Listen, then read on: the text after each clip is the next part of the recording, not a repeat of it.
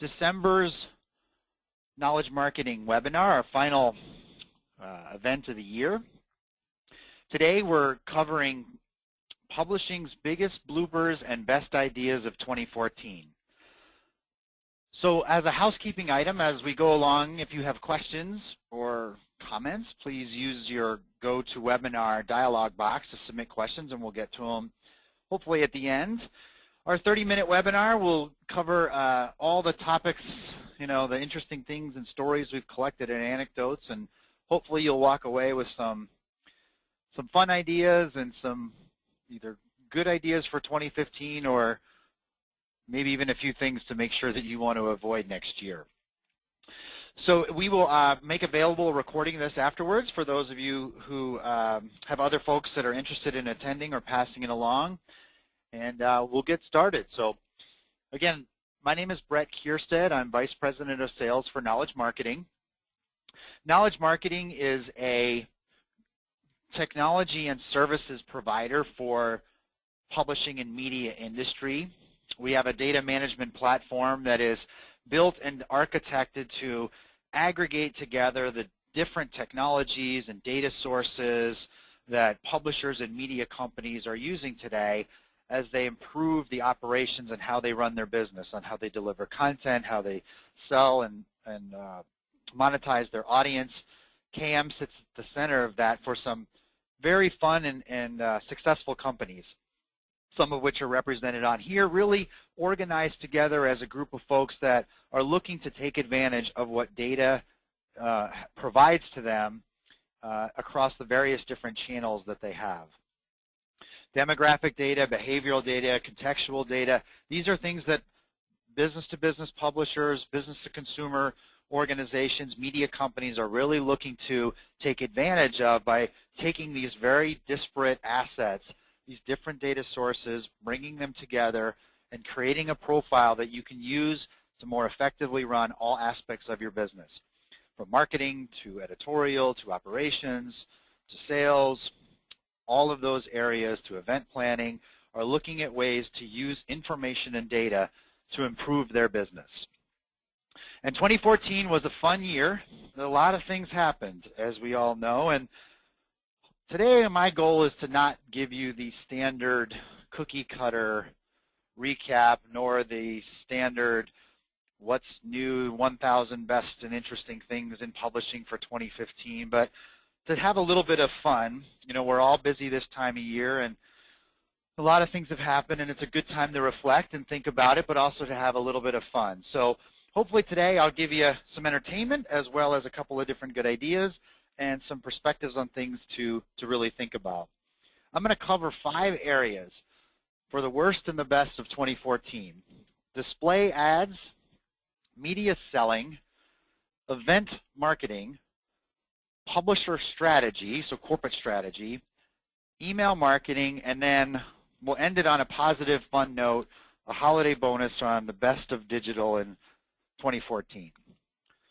So let's start with display ads. So what's going on in the state of ads?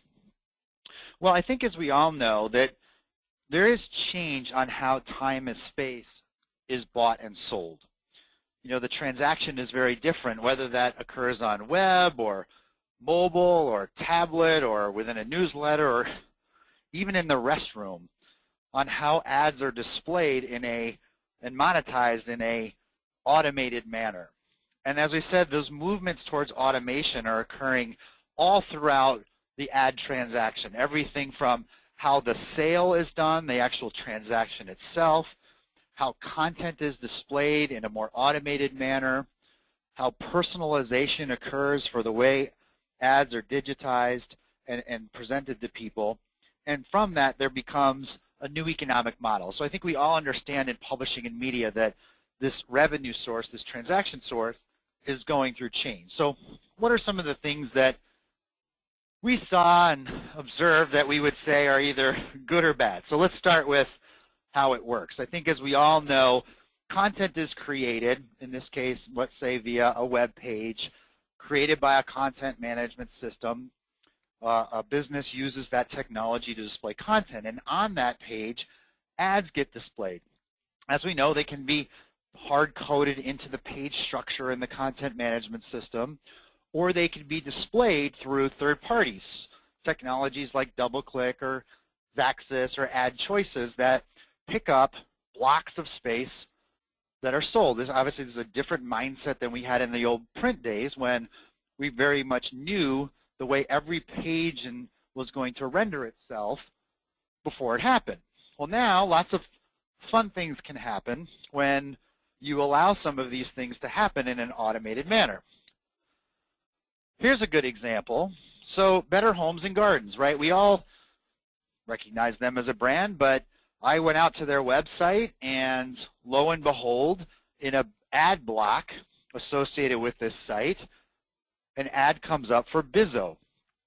And it's obviously played from my cookie of a site I visited in the past.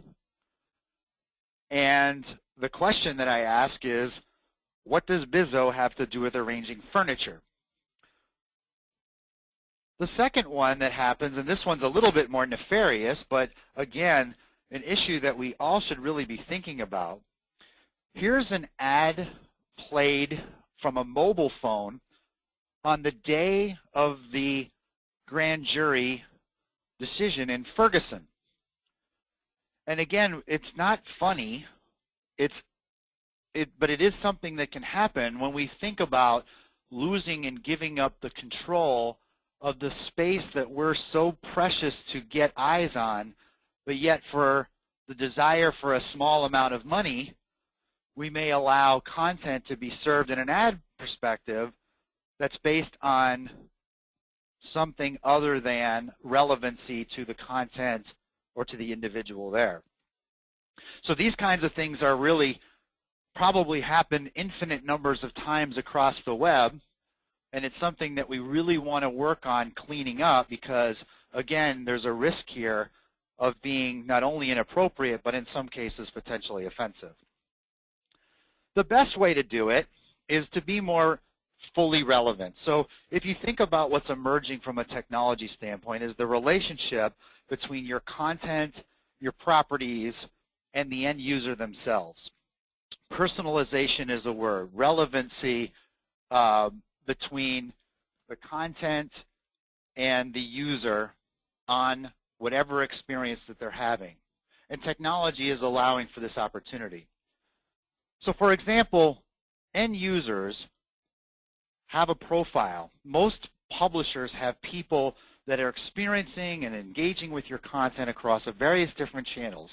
And they leave for themselves a footprint. They leave a footprint of their interests. They leave a footprint of their titles and the way they consume your content. They leave a footprint of their web activity. They leave a footprint of their opens and clicks within your email content. And if you do a little bit of work and you do a little bit of analysis from a technology standpoint, you'll see that a lot of profile can emerge. And so when this person comes to a web page, what best practices are doing, what is great these days and emerging more and more, is the personalization of that experience on that web page from an ad perspective that is not only relevant to the content of the article, but it's also relevant to the profile of the individual.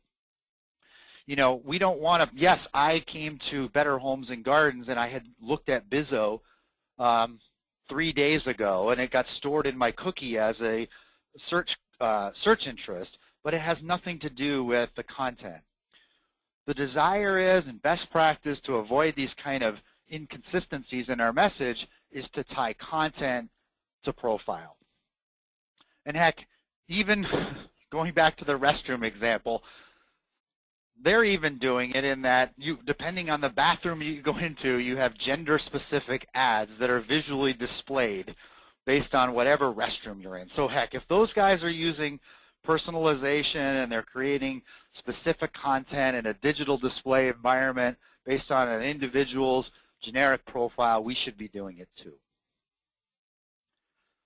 Number 2, media sales. So what's going on in media sales? Well, there's a lot of turnover, unfortunately.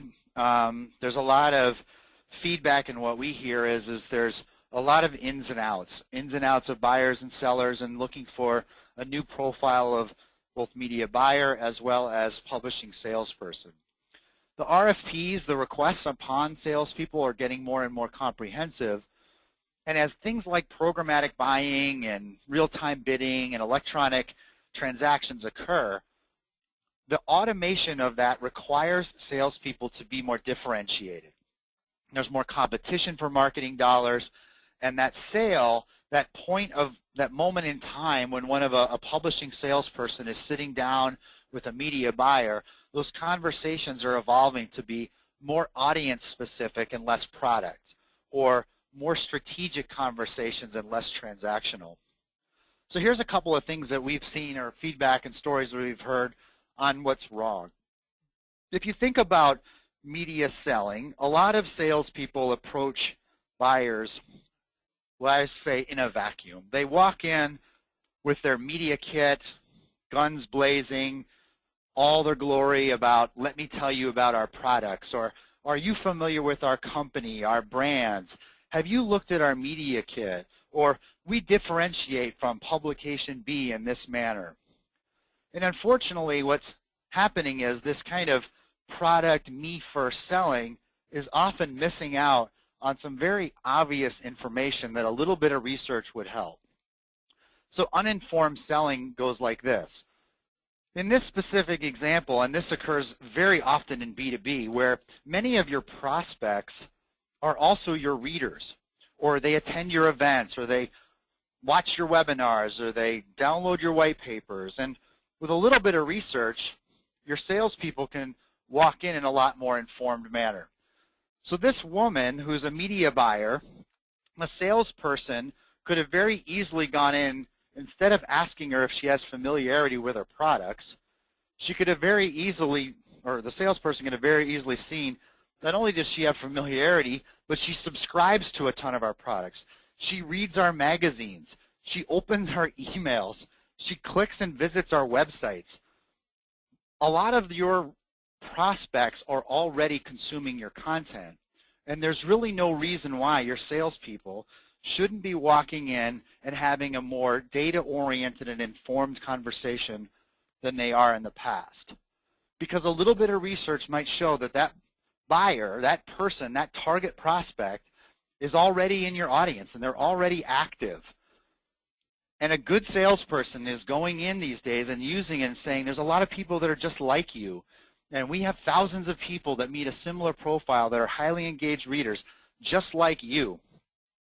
And they consume our content across many different products, and they have all these different profiles, and they're interested in all these different topics. There's so much value that a salesperson can bring to a conversation other than puking about how wonderful their products are.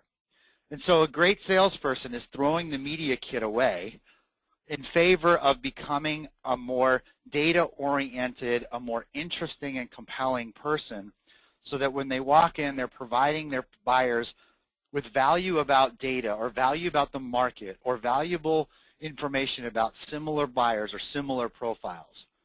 So again, number 2, media salespeople, stop selling the media kit, stop walking in uninformed, and come in with a more compelling and interesting story. Number 3 is event marketing. Those of you who are either in the event side, I hope that you don't do this, and those of you that get solicited for events, I hope you feel the same frustration that I do. Events, as we know, especially in publishing and a lot of legacy B2B, is becoming more and more important. There's a greater strategic emphasis around events. In B2B, it's a growing area. It's a profitable part of many different businesses, and whenever that happens, there's a rush to do it, but you immediately tend to end up getting increased competition. In other words, for attendees, for exhibitors and sponsors, and all of a sudden that competition means that people that automatically renewed and said, oh, we'll be back next year no matter what, or we have to be there, no longer have that anymore. So this competition means that, and the importance on the business means that there's growing revenue, there's growing margin contribution, but there's also greater scrutiny. And as events explode, they're offline, big events, small events, free events, paid events, all of these things are really dynamically growing and changing. But despite all that, it doesn't mean that we don't see some people do some things that, frankly, make me scratch my head. Here's the first one. The email that comes out that says, join us for tomorrow's lunch in New York, okay, which is great, except that I live in Minnesota. And so whenever I get that, and I think to myself, are they really thinking that I'm going to go 1,786 miles tomorrow and spend $1,000 on a last-minute plane ticket for me to fly to have lunch in New York tomorrow? It shows somebody that is either desperate or lacks sophistication as to whether or not I'm a real eligible prospect for that type of event. The second one that bothers me, and maybe some of you, is it's the blue light special. So you get your email, and it's an event person saying, you know, one day only, 50% off registration. Well, nothing upsets people more than to say, first of all, don't send me the email because I'm already registered. And by the way, I'm already paying full price. You know, so those of you who are the New York, New Jersey people, I kind of call it like Crazy Eddie selling. You know, we're hysterical at the last minute, or we're hysterical because we're behind. And so we offer some things that are, again, we understand last-minute offers, that they sometimes are appropriate when you have a certain amount of inventory perhaps that needs to be sold. But this idea of this, you know, insane, crazy deal, especially when coupled with sent to people that are already registered and paying full price, it's just crazy. I see it so many times that it's just frustrating. The best idea, however, those of you who know or follow our webinar series, earlier this year, Len Roberto, at the time was at GLM and now is at Northstar, did a webinar on this and talked about some of his key different ideas. And his ideas were really excellent, and I encourage you to download it and watch it because it was some really good points, especially if you're on the event side. But it was really this strategy of how highly targeted they were in leading up to the development and creation of an event. So he told the story about New York Now, an event, the summer show, about how he did all this extensive research and looked at a VIP category, looked at previous registration information, looked at some top media buyers at particular retailers, and used a whole bunch of different targeted selection lists when they did their marketing messaging. Similarly, they were smart and used geocoding, so certainly found pockets of nearby customers and had a geographic-oriented message that was logical to say, if I'm making last-minute arrangements and there is that impulse buy, if you're going to do it, you want to make sure that you're focused on people that logistically can make it there. And they had coupled this kind of marketing strategy with not only event history, but also looked at non-event event-based engagement. So if the topic was about high fashion or the event was about trends in New York, they can look at readership information and opens and clicks and website behavior to find people that have expressed interest in those topics. So again, to me, you know, the blooper of the year in marketing or in event side are these kind of desperation invitations that don't take into account the illogical logistics of flying across country on the last minute or inviting me to buy something at a cheaper price that I've already bought. Number 4, strategy. Okay, so everybody's strategy is going on, right? We're all, that's the time of year, we're budgeting, we're like, what's going to be our strategy for next year?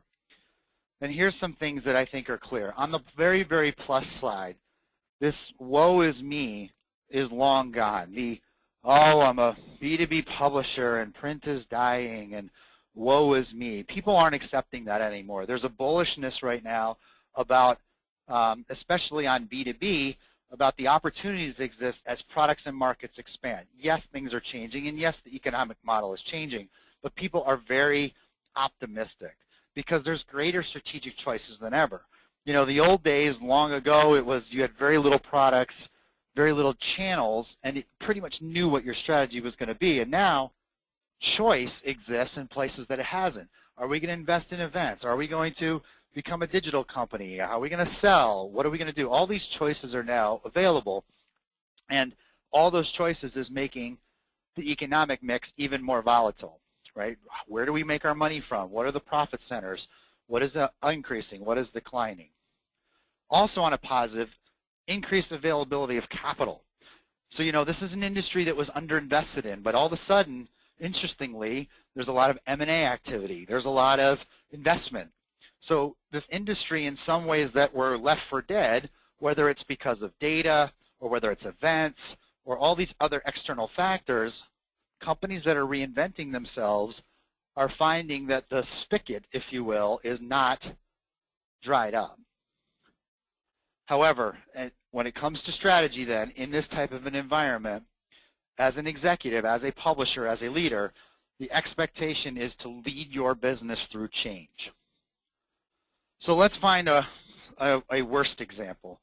And I only pick on these guys just because they're recent in the headlines, but here's the story of a good example, and put yourself in the similar situation and see if some of this sounds familiar. So the New Republic is a great organization. It's publication, 100-plus-year-old opinion magazine. It was founded originally, as you can see on the screen, to bring sufficient enlightenment to the problems of the nation, which is clearly a very noble goal.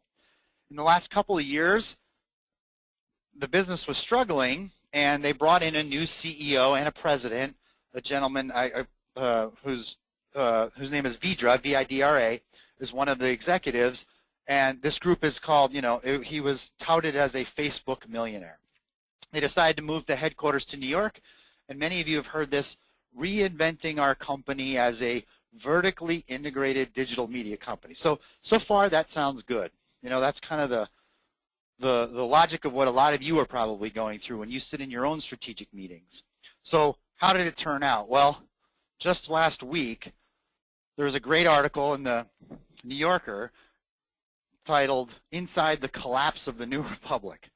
So why did it happen? Why did strategy, why was this strategy wrong? So I think my reading of the content and observation of it and what I hear from a lot of other people and experience in terms of failure of leadership is what's called buzzword leadership. Buzzword leadership as follows, and see if you've ever been in any of your own company meetings or your own strategy meetings and heard these kinds of statements about your company. These are quotes from the article. The new executives came in and said, we're going to become a 100-year-old startup, or we're going to align ourselves from the metabolism perspective, whatever the heck that means. Or we're now going to create magical experiences, both the content and the product design. Or we're going to be fearless in innovation and experimentation. Or we're going to change some of the DNA of the organization. So here's a company, a publisher, a legacy company that's looking to change. And this new voice comes in with all these grandiose ideas and communicating all these buzzwords. And the net result of what happened was the following. The quote was, "Minutes before the Friday meeting began, most of the magazine's writers and editors had resigned in protest." So what happens is that change, this strategic change that all of you are going through, requires strong leadership. It requires grounded leadership. And so a good visual, I think, is a customer of ours here in Minnesota called 10 Missions Media. They're a small but very successfully growing multi-channel publisher in the area of the automotive aftermarket. And so Jay DeWitt, who's the CEO there, is running himself a great little business. So they're making change. They're adapting to it. They're selling to the automotive aftermarket, which, we could argue is a very, very long-standing industry, but they're taking it smart. They're being based on reality. So they moved to the offices, but they found a very affordable place that was a companion to the way that they had their existing facilities. They launched an app, Fender Bender, FB2Go, an app from the App Store that extends out the way that their content is represented across multiple channels. They launched a website and a product called Audience Edge, which was really a way of creating more visual representation of the data and intelligence they have as a business.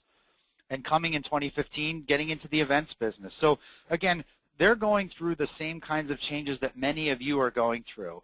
Some of the same challenges that organizations like the New Republic face. But a great way, kind of the best of the best is strategy based on reality. Smart growth, managed growth, staying true to who you are, but yet adding and growing and take advantage of the opportunities the market offers. Email marketing, number 5. So what's going on in email marketing? Well, lots of things, as you guys know. There's a lot of concern about list fatigue. Are we over-emailing? Are we sending too many emails to people? Are engagement rates getting lower? And this is a big issue. We've spent a lot of time in the last few years monetizing this asset, and the question becomes, are we abusing it now? Marketing automation on the plus side, it's all the buzz, all this new functionality that we can apply within the email transaction and the email relationship around, triggered this and automation of that. It's a good new tool that's out there, but people are still trying to figure out how to harness that power. In addition, content management system integration. We're looking for email to be more of the creation of content, and more of the ingenuity on the content side is moving itself out of the email area and into editorial. There's a lot more rules now. CASL and other rules are changing the nature of what you're allowed to do and how you're allowed to manage your lists. Behavioral tracking. Again, email is affording us the opportunity from a technology standpoint to get smarter and get better insight about what interests exist among our readers, many of which we've never known in the past because they've been confined to engaging us from print.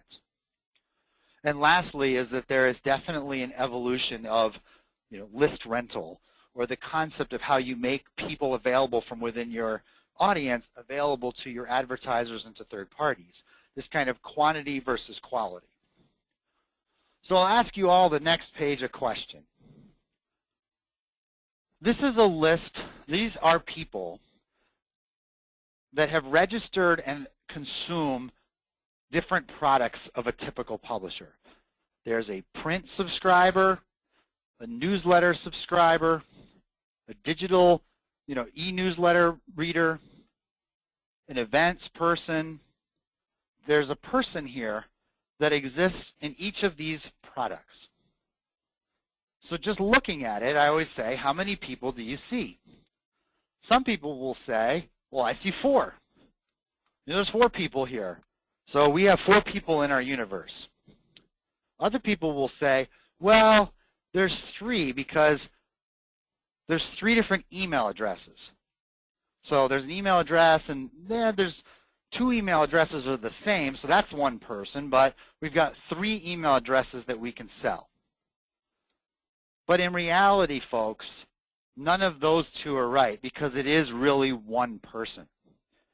And this idea that we're going to continuously get away with selling and emailing content to especially marketing-related content and counting this person as 3 or 4 is really becoming an outdated method. Now, for sure, some people will say, well, I want to receive a certain editorial publication at home, and I want to receive a different publication at work, and that's fine. We understand that people are going to want email sent to different places.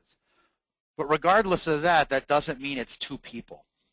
If you're sending the same message to the same person over 3 email addresses and representing that as 3 people, it's really becoming a strategy of the past, or really not a fair representation of what you should be leading with, which is the fact that more than any other industry, more than any other source, publishers that get control of their information have the most robust and valuable profile asset of any source out there for an advertiser.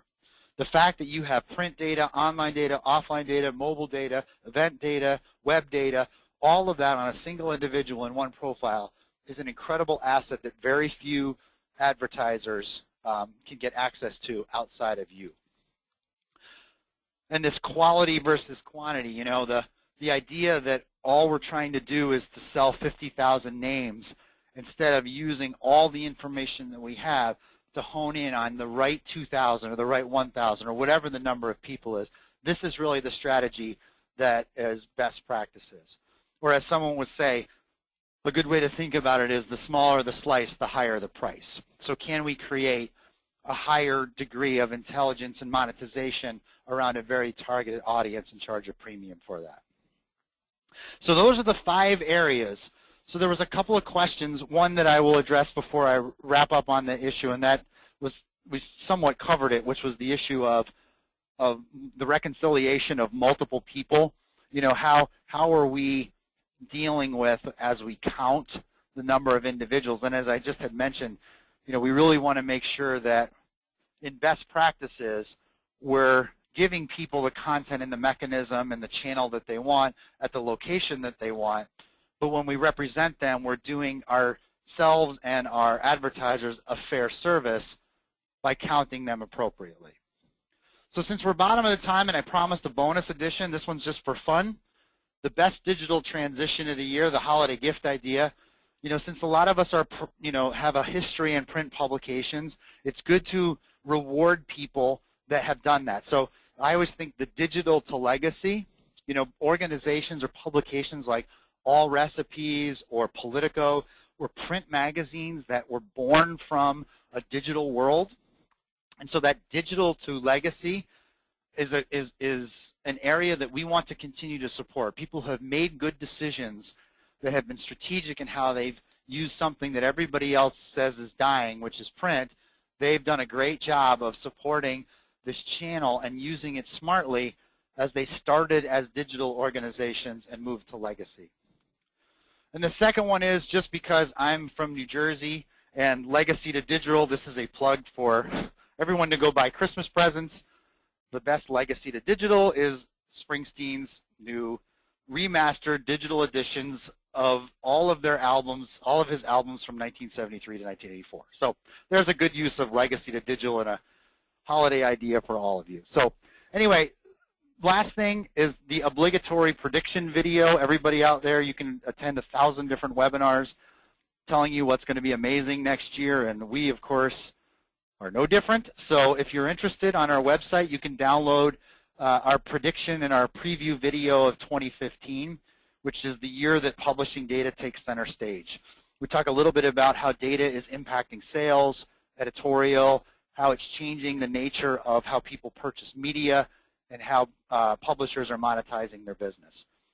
So I want to thank you guys all and have a happy holiday season, and we'll see you all in 2015. Take care, everyone, and again, thanks so much for attending, and best of luck for the rest of the year and in 2015.